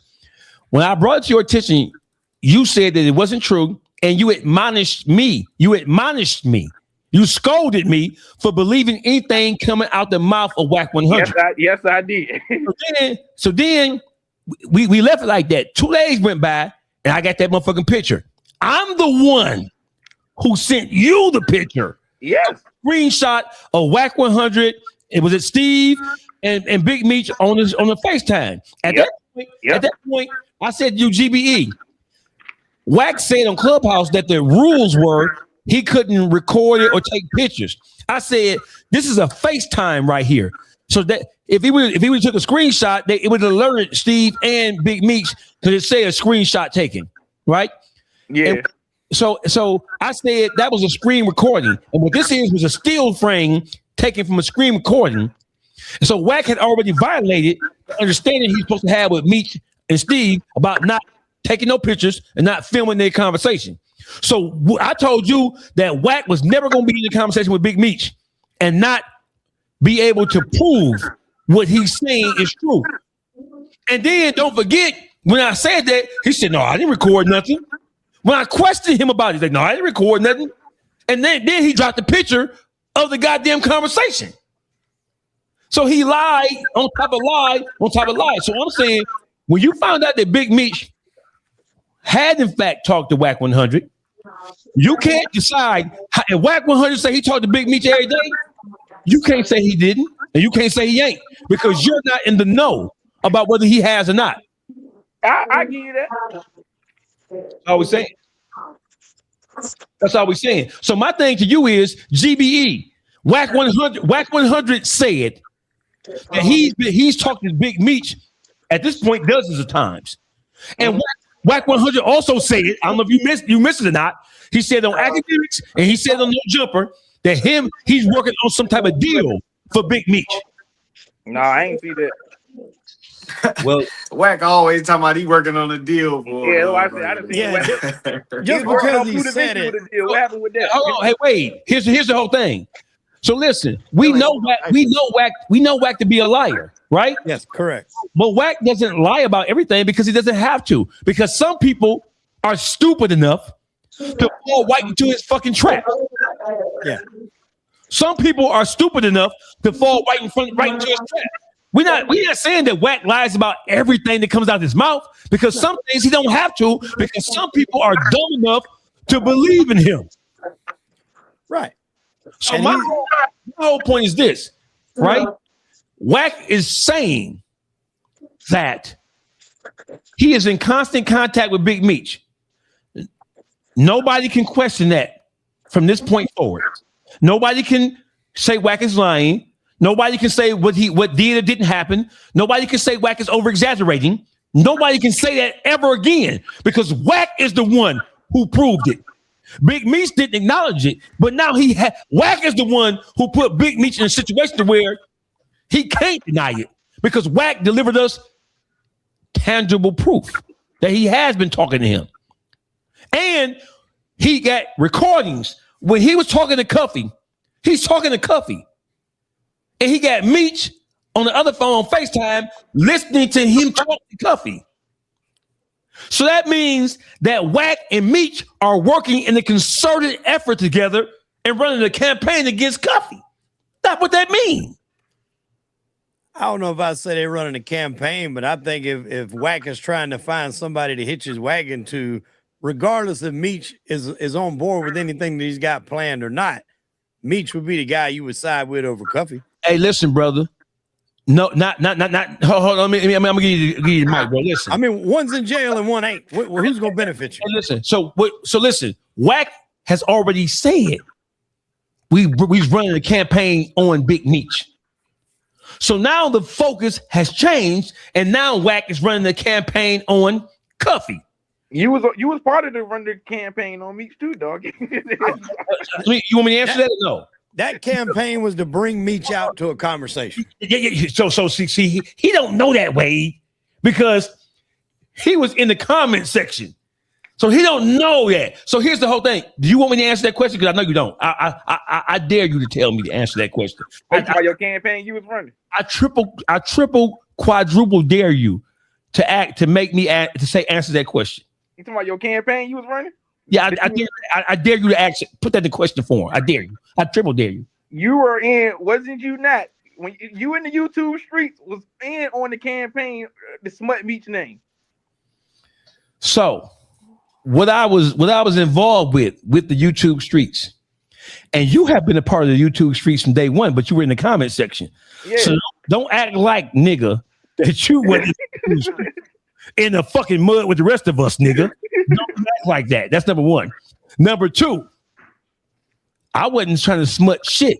I was just examining the facts as they were presented to me, as was Wade, as was everybody else, because it was the hot button issue. We were examining it. Me and Wade had major arguments offline about, I got to see the proof. I don't believe that. We interviewed the sister from Houston. Bro, we went so far into this rabbit hole, bro, I grew tired of it. We interviewed Khalika Bush with the whole third-party cooperation firm and all that other shit. We went down that rabbit hole. Wade, Pete chimed in and he said, I got to see the proof, right? It was what it was. But what I'm simply saying is, let's not even go way back there. Let's just stop at this. Big Meech called Wack a bitch-ass nigga, a rat and a hoe-ass nigga, whatever. Wack responded, hold on, nigga, you know you got that work on you, nigga. Don't make me I'm finna call Cuffy, right? It is a fact that when Wack said that when he talked to Cuffy put him in contact with his daughter, Donda, and Donda went to the lawyer and got documents that were previously sealed and they were unsealed, and that she had emailed those documents that were unsealed to Wack. And from that, Wack saw his sentencing agreement, his plea agreement. Now, I thought he was talking about Tamara, because everybody Tamara was his daughter, not the other daughter.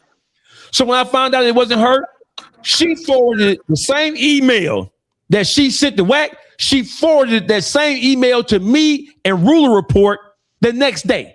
The same email. It says forwarded with Wack's name in it. So she sent me and Ruler Report the same email that she sent Wack. And there was nothing in there that was a sealed document. So Wack was lying. This whole thing is a campaign. And so what better? Hey, listen, Meech. Wade just said it. Cuffy, you locked up. Fuck you, nigga. This nigga right here, it's still some life in here. I can still squeeze a percentage point or 2 or 3 on this nigga right here. He out here is Big Meech. We're gonna shut Cuffy down with this shit. I'm gonna try to clean up Meech image, and I'm gonna get some money on the back end on whatever deal I'm able to orchestrate with Big Meech involved in it. That's what the fuck is going on right here. Because what Wack 100 never said that all the reasons why he was calling Meech a rat, they don't exist anymore. He never said it. He's simply saying, oh, now, Cuffy, you're a rat. You pled guilty with other people's names in the fucking document. So let me say something, Dawgface. Go ahead. Hey, listen, man. Like, hey, everybody on this panel seem to have a problem. Not really everybody on this panel. Let me take that back. Well, we have a problem with a rat ass nigga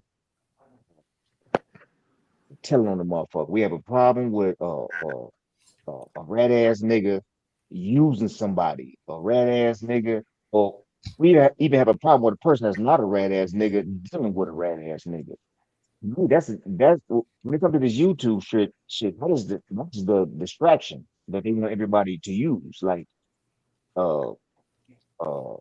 Wack, yeah, he's a rat, you know, but he also is a chess player too, though. Like, he actually uses, you know, all of this shit. You know, he make everybody, like, anybody that start buying into that, oh, he's a rat ass nigga, he know that's from somebody that he got blind to what he's actually really doing. You know what I mean? Same thing with Big Meech. And we got a problem with that because most of us are street niggas. You know, anybody get to playing that telling shit, we don't want nothing to do with that. But in reality, that's where they rock us to sleep at. You know, Wack actually, like, he gonna rat for his own benefit, but he gonna also recruit for his own benefit. And we feel like anybody that deals with that kind of person is like that person. You know what I mean? And, you know, from a street perspective, no, we don't like that. You know, so we don't like that. But at the end of the day, that's just the game right there. And we got to get like tougher skin to that shit or stop being like tricked about it, because this is actually the part where motherfuckers like Whack 100 stay so relevant. They stay so relevant. You know, at the end of the day, Big Meech and Wack, they are in a great agreement on a lot of things.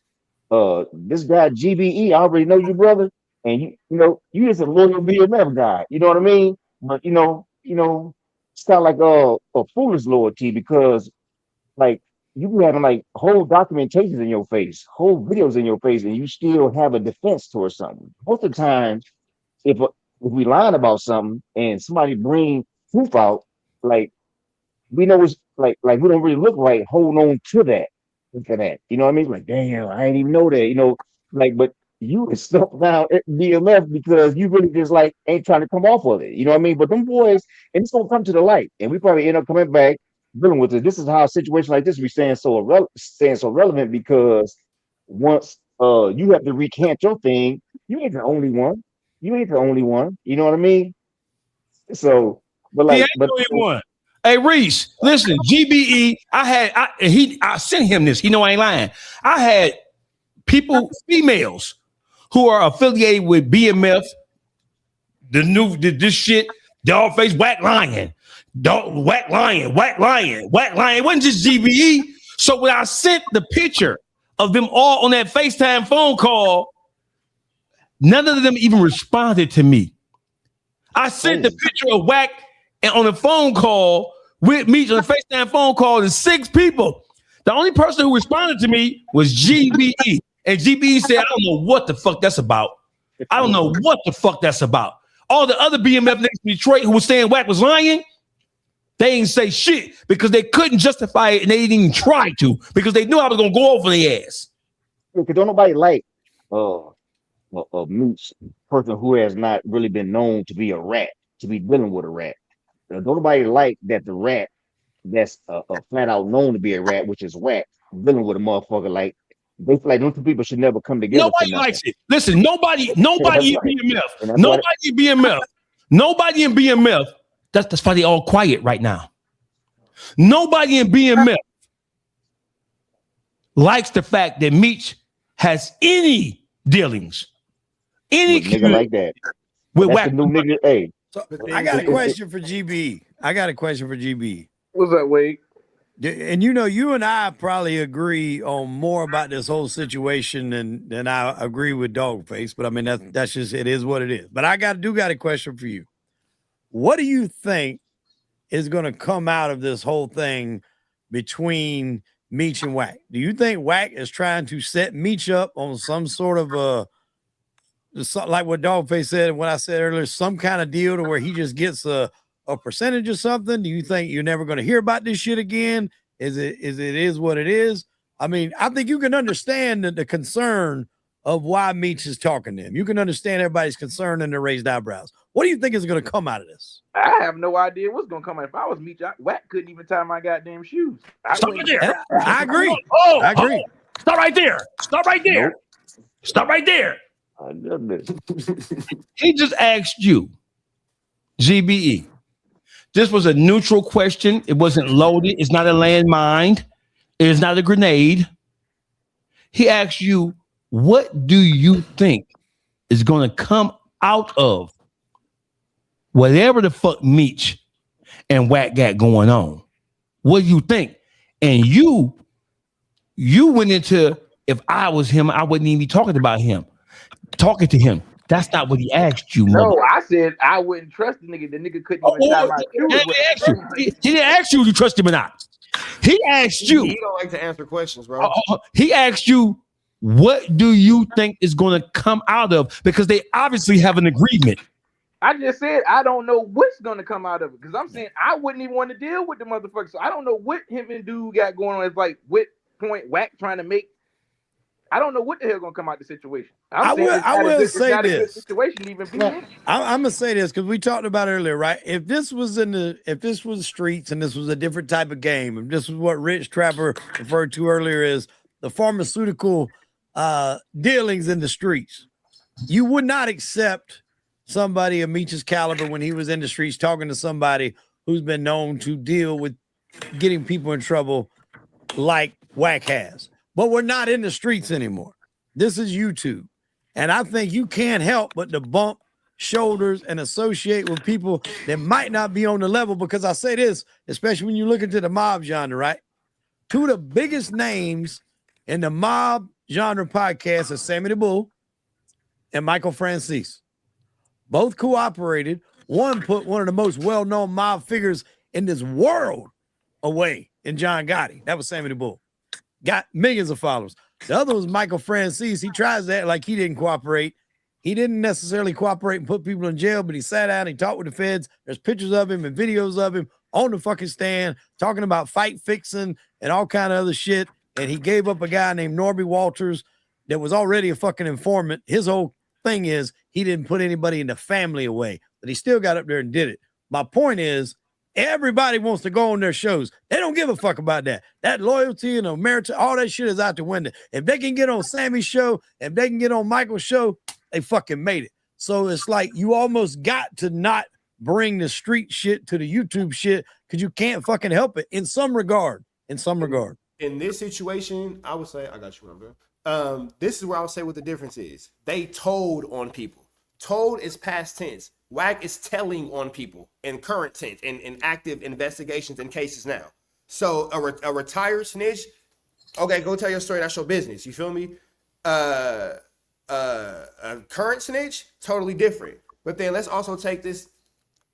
We're going to call a spade a spade. We are talking black culture here.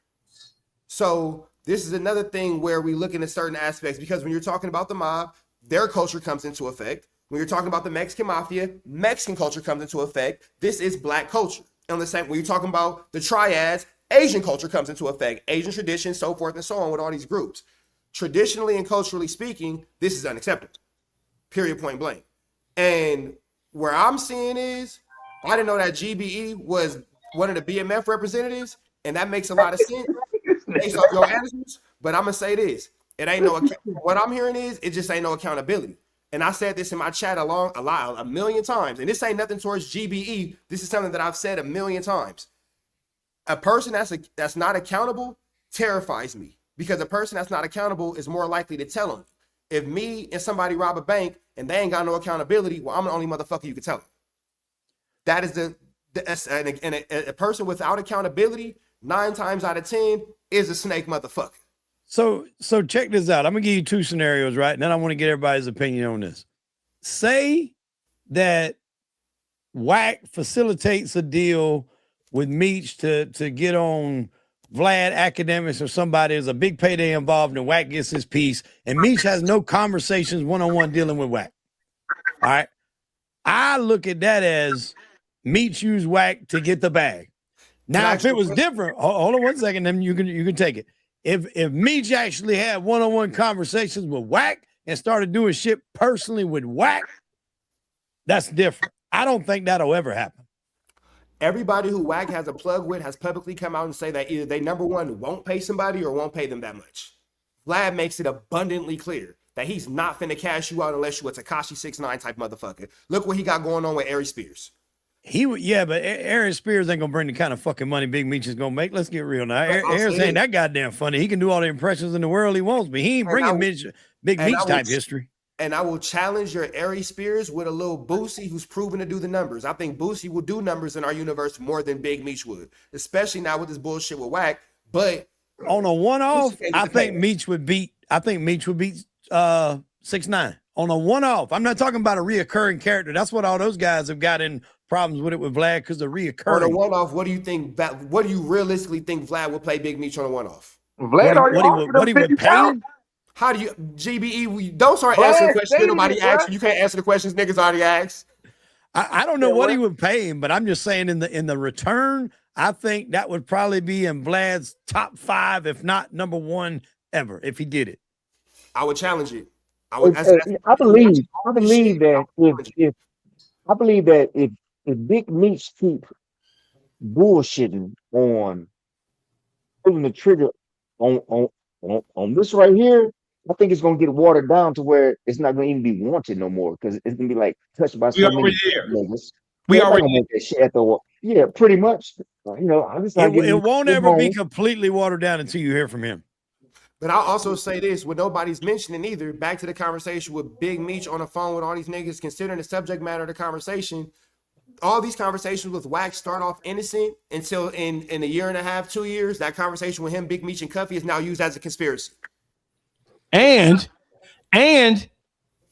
why are we skipping over or glossing over the fact that any phone conversations with Wack 100 are recorded conversations?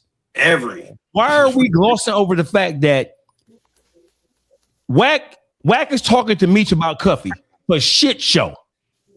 They're going over ways of how to make Cuffy look bad for shit show. He's going over strategies with Meech. Because don't forget, he said Meech told him, look into this, look into that, look into that. Next thing we know, Meech is claiming, Wack is claiming that Cuffy's daughter inadvertently emailed him documents that were previously under seal that Cuffy's lawyer had got unsealed, emailed to her, and then she, not knowing what the fuck she's sent it to Wack. But he's talking about the plea agreement. And in the plea agreement, Cuffy pled guilty to the narrative that the feds put forth, like most people do. Most people don't get to cherry pick what you're going to plead guilty to. Right or wrong? So all I'm simply saying is this. We've used some terms that we've heard before, like Wack running a campaign on someone. Historically speaking, everyone who Wack runs a campaign on goes to jail. We're hearing the switching of the narratives like we've seen with the Big U situation, where the narrative is now being switched because Wack is like, maybe it should look like this. Whatever Meech has going on with Wack, we can all agree that we wouldn't do it with Wack. So just off the common sense that we just can say we wouldn't do it, GBE, I'm talking to you. How the fuck is there any excuse for your homie hanging with a nigga that's fucking with the cops or fucking with a nigga that's fucking with niggas fucking with the cops? What's up with your big homie? Where's Trapper? That ain't my big homie. You keep talking What's up with your big homie? You keep talking about somebody hanging with the man. He is not hanging with Wack, bro. That's why our disconnect keep coming. Says who? He don't have to though. He don't have to hang with him. Hey, listen. Now niggas is playing in semantics like they don't understand broader aspect of the conversation. Hey, can we hey, listen, please. Hey, Urban Max TV. Papa need brand new shoes and a sweatshirt. Thank you for the $10 contribution. Who money is that? That's your money, Wade? No. I'm just saying that's the comment. That's what I was saying earlier. Oh, yeah. Thank you for the money, bro, because I'm broke as a motherfucker right now. Thank you. I appreciate you. Carry on, gentlemen. I'm listening. All I'm going to say is this. In proper context, that conversation with Big U, Cuffy, and Meech in proper context can be used in a federal RICO as conspiracy, as X, Y, and Z, blah, blah, blah. It only doesn't make sense if you ignore every other conversation that Wack has literally had that's led to a fucking federal RICO. So I get where everybody's like, well, it couldn't be me, but that's also what Big U thought. That's what Loose Cannon thought. That's what Brick Baby thought. That's what the Armenians thought. I got a question. So this is just for the panel. I'm not going to aim this at GBE. I'm not, brother. I fuck with you. We bounce brilliant ideas off. How does dealing with Wack whatsoever? According to Wack, he's actively dealing with Big Meech. It's not fair at this point for you to say that he's not, because he's as it relates to what has happened within the last week and a half, 3 weeks. Wack has been spot on. He got Big Meech. That's all Wack ever want. Because now Wack can brag about talking to Big Meech. He can brag about Big Meech and him coming to an understanding. He can brag about, well, I'm working with Big Meech. I'm trying to help him find a deal. Blah, blah, blah, blah. Nobody can say he's lying because he hasn't lied to us thus far about this particular situation.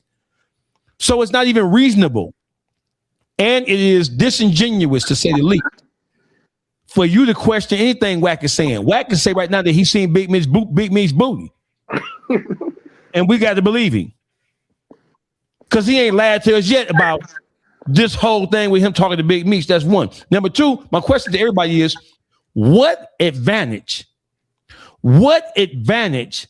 does Big Meech have dealing with somebody with the character and reputation of a Wack 100? What advantage does he have? Let me take it and I'll let y'all kill it Yeah, because y'all been Michelle. killing it, right? Let me Go say ahead. this, right? I think that Big Meech, he can't really benefit from Whack 100. But Whack 100 is such a seductive bitch ass nigga. He got him thinking that he can. So, Big Meech, he always gonna be feeling like fucked up because he fucked up his best opportunity with the best motherfucker to get any kind of movie or anything out there, right? He fucked it up with 50 Cent. So Wack is making him feel like, to me, Wack is making him feel like I can get that ball back rolling for you. Maybe not at that 50 Cent level, but I can get that ball back rolling for you. Come fuck with me. And yeah, he probably got some resources, and they may even be false, but false enough to put that 2-3% of something in his pocket, and then like, no, I couldn't help but get the fuck on, nigga. You know what I'm saying? Or actually get his ball rolling on this a goal that he has to get this movie out, try to get his podcast pop. He probably can assist him with that for a small fee, of course. That nigga ain't fucking nobody. He can. Yeah, I believe that, right? But like I say, I think that Meech is like believing that. You know what I mean? But whether White do that or not, like we would be surprised if he finessed that motherfucker to the fullest. We wouldn't be surprised, like, oh, you dumbass. I told you, nigga, I'm trying to make you dealing with. Hey, listen. Whack 100 has the advantage over Big Meech because Whack 100, he has access to the higher inner sanctum of everything podcasting.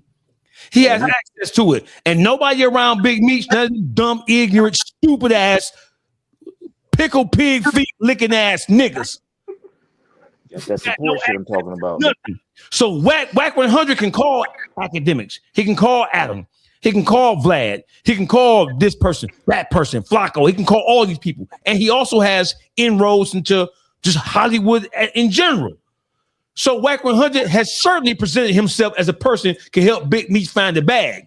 So what I need to do is we need to put this nigga Cuffy down. We need to run a campaign on this nigga to affect his overall credibility. We call him he called you a rat? Let's call him a rat. How we gonna say he a rat? Well, Big Meech told me to look at Cuffy's sentence agreement. Have you ever seen it before, Meech? No, I've never seen it before. So why would you leave him there if you've never seen it before? And that's Whack 100. Whack 100 said that Big Meech told him, go get Cuffy's plea agreement. And then when we all said, we don't believe you, bitch ass nigga, we don't believe you. Whack 100 came back and said, when they asked him, why would Big Meech tell you to go look there? And he said, he asked Big Meech, have you seen it? And Big Meech said, no, I haven't seen it, but somebody told me it was something there. Now, let's get to the heart of this shit. When it comes to taking a plea agreement, copping out, as we all say it.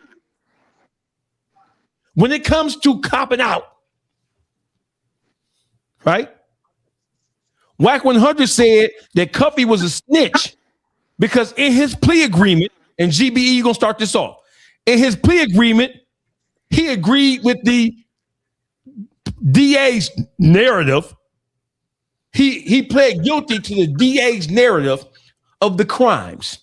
That's one of the things he said. Another thing he said is that he was sentenced below the guidelines. We already did a show with Byron Blake, and Byron Blake said, no, he was not. We already went to the case law, right? He was not sentenced below the guidelines for the cases that he went to prison for. So my thing is GBE, is Dion Cuffy Gatlin a snitch? Period. Is he a snitch because he took a cop, and in that cop, other people's names were mentioned to the things he pled guilty to? You're next, Wade, and then you, Rich Trapper. No, he not a snitch. He ain't telling nobody. All he did was just plea out. He didn't cooperate. So I need you to explain, because Whack 100, and I'm going to say Big Meech. You're going to say, well, Big Meech ain't said nothing.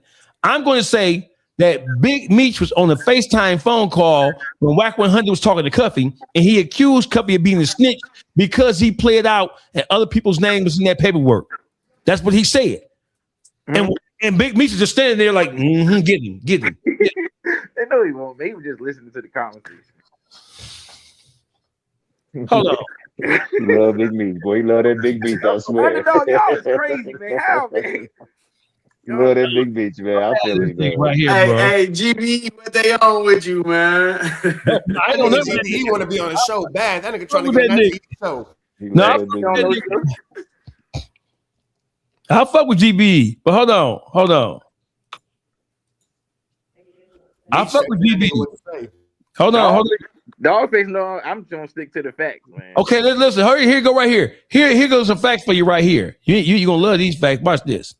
He ain't doing. Get him. Do the rest of your time, because where Meech is at in his head, he just trying to live the rest of his life because it's a lot of shit that'll come to surface, and if it do, no matter what you say, we know the rules, and the rules say when you utter another motherfucker's name in that courtroom or agree that another motherfucker committed a crime, it ain't right. I just think you should fall back.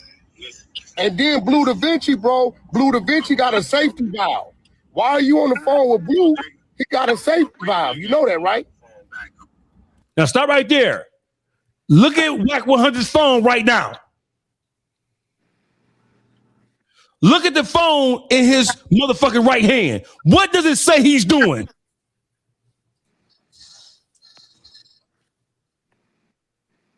That record button. I can't hear you, nigga. You know he got button. that ugly ass R&B record. So this no. He got both phones in his hand. We know Wack got two phones. No, that's Steve's phone that Wack holding with Meech on the Oh, phone. hey, listen, bro. What the fuck is Wack 100 doing? I told y'all that's what he's doing. He's screen recording the conversation. And for all you red button. For all you dumbass niggas are saying, well, that can't be a screen recording because he wouldn't be able to record. He wouldn't be able to record volume. No, you can see the screen record. Hold on. Most people think You can record volume on a screen recorder. I'm doing it right now to our stream. I'm doing it right now in real time. Most people think that when you screen record, you can only screen record what's on the screen. But you can screen record volume too. All you gotta do is long press the screen record button and then click activate microphone, turn microphone on, and then click record, and you can screen record the video and the audio. So what right here, Wack 100 said, look what he said. He's screen recording all this shit while Meech is on the other phone. Hold on. Federal informant. Hold on. You should lay back, do the rest of your time, because where Meech is at in his head, he just trying to live the rest of his life because it's a lot of shit that'll come to surface, and if it do, no matter what you say, we know the rules, and the rules say when you utter another motherfucker's name in that courtroom or agree that another motherfucker committed a crime, it ain't right. I just think you should fall back. And then Hey, hold up, Dawgface. Dawgface, pause that. Hey, is that a police right there in that window? No, that's Steve, man. There ain't no police. Time out real quick. Wack just said, and Big Meech just agreed that basically you shouldn't be doing no snitch ass shit. We all agree to that. Yes. Okay, so I don't understand why Wack is on the phone with Big Meech on FaceTime, and Big Meech, like the rest of the world, is aware that Wack is in. That's what these niggas get though for fucking with Wack. They both in the middle fucking with Wack. That's what they get for that shit. I agree with it. That's what they get because you listen, he can see that Wack is recording that. He leaned over in the fucking window looking right at it. Can see that he recording that.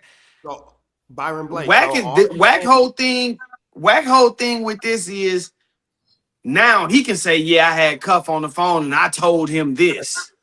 That's the whole reason why he's saying this shit. That shit sound like a script listening to him say it. That's why it's funny to me. It's comedy because it sounds like some shit he practiced before he said it. You know, So watch this. Hold on, just sitting there. Watch this. He got a safety valve. Why are you on the phone with Blue? He got a safety valve. You know that, right? You do know Blue Da Vinci got a safety valve, right? How is a nigga who's in federal paperwork as a witness, informant, and a victim talking about anybody having a safety valve? And I was gonna say that's Rich Trapper point right there, because the same shit he's saying right there apply to him. Why meet you on the phone with this nigga and he in niggas federal paperwork? Actively. Oh, no, I don't disagree with Rich Trapper on that. I agree with Rich Trapper. Watch this. Look at the stupid ass look on Meech's face. Look at this stupid ass nigga. Yeah, he just sitting there just looking. With his mouth open. Nigga, close your mouth for a flat flying it, nigga. He really listening hard. He trying to see what Cuff finna say. That's what he listening for. Yes. And don't forget, the last time we was on this show, I said that I think everybody should take a step back. And I think Meech and Cuffy need to have a conversation. That's what this shit stops and starts at. That's what I said, Wade. So Meech heard what I said because he watched my programs. They watching me. So you decided to go against, you don't want to talk to Cuffy. You sitting back like a little bitch ass nigga, letting Wack guide you, nigga. And you a drug kingpin who made $500 million. And you let this nigga lead you down the yellow brick fucking road. So all I'm saying is, I think Meech just don't want to be on no phone saying shit. I think he just don't want to be, you know what I mean? All I'm gonna say is, we listening to Wack on the phone with Meech give a description and adjectives of what is unacceptable as far as street behavior. Meech is agreeing with it. The irony is, Wack is describing himself. That's all I'm saying. That's all I've been saying this whole time. So if we can bypass Wack having federal paperwork, then whatever Blue Da Vinci got going on, don't nobody really give a fuck about it, because it's the same fucking situation. That's been my whole point. And I'm gonna close it with this. You can't tell me that Wack is that Meech has such an infinity of Cuffy being a snitch, but for whatever reason, for business reasons, can bypass Wack unless you cool with a fucking snitch because you yourself are a fucking snitch. Watch this. So according to Wack, we just heard it. Wack said, yeah, because things might come out. You know, because you play guilty to something with people's names in it. What he said, right? GBE? Yeah. Hollywood Wade? Yeah. Okay. Underdog? Blake? Yeah, I'm on here, man. Yeah. Okay, so watch this. Watch this. Everybody in BMF, I need you to bring y'all niggas, I ain't even finna cuss you niggas out because I don't even feel like it tonight. All you BMF niggas, bring y'all motherfucking ass to the front of the congregation and shit y'all ass down right here. I'm finna show y'all something. This is the plea agreement of Chad E. Brown, a.k.a. J-Bo. The same dunce that just got called up in St. Louis. So watch this. According to Wack 100, and according to what Big Meech is allowing Wack to say to the whole world, right? If you plead guilty and somebody else's name is in your paperwork, then you are a rat. So if that's the case, J-Bo a rat. Because watch this. This is the plea agreement of Chad E. Brown. Let's go down here to the motherfucking factual basis for guilty plea. I'll read. It says, the following facts are a sufficient and accurate basis for defendant's guilty pleas. Pleas with the S plural. From on or about 1994 through 2005, 9 years, Chad E. Brown, a.k.a. J-Bo, aided, not orchestrated, he aided and abetted by others, possessed more than 15 but less than 50 kilograms of cocaine as a member of the drug trafficking organization led by Kerry Flannery and Demetrius Flannery, we're going to stop. That's the same shit Gunner did.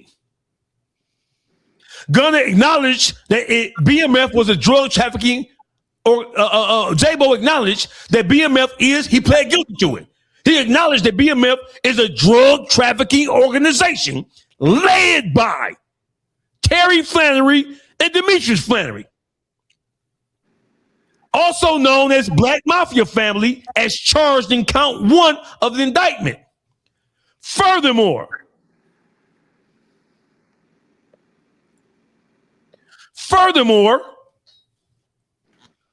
from on or about 1999 through on or about 2005, defendant Chad E. Brown counted millions of dollars in cocaine proceeds that had been unloaded from or were to be loaded into vehicles equipped with hidden compartments that were used to transport cocaine proceeds from Detroit,